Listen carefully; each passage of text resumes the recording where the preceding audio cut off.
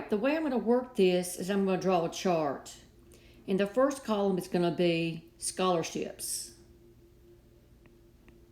In the second column is going to be no scholarships.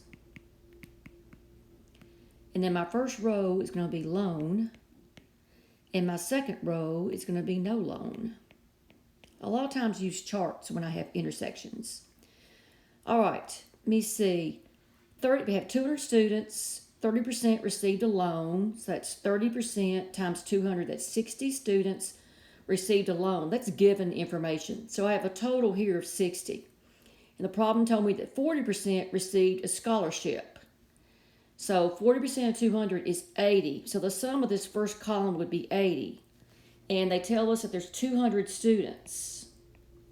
All right, well, if there's 200 students, this number would have to be 120 because 80 plus 120 gives me 200. And this number would have to be 140. And that's all from the information that's given, okay? Now, we're trying to figure out what percent received no loan and no scholarship.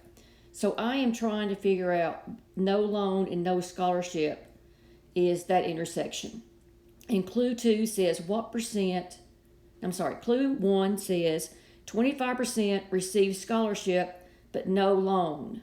All right, well, 25% of 200 is going to be 50. Okay?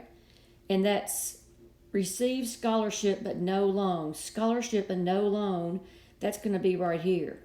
Well, if that's 50, that means this has to be 90 because 50 plus 90 is 140. So that answers the question because it would just be 90 over 200. Remember, you don't have to actually find the number. You want to know if you're given enough information. So clue 1 works. Okay? Let's look at clue 2. The number that received a loan, we had 60 of those received a loan. And I didn't have to switch pages. Clue 2, still 200 students. 60 received a loan. That's how I got that number there. And 80 received a scholarship. We have 200 students. That has to be 120. That has to be 140. Now, clue 2 says 50% of ones that received a loan. Well, the number that received a loan, looked at the top. 60 received a loan, and it says 50% of those, that would be 30. 50% of the ones that received a loan said they received a scholarship. So loan and scholarship, that's going to be 30. Okay? Well, this would have to be 50 to add up to 80, and then this would have to be 90, and then you've got 90 over 200. So clue 2 also works independently. So your answer is D. They both work independently.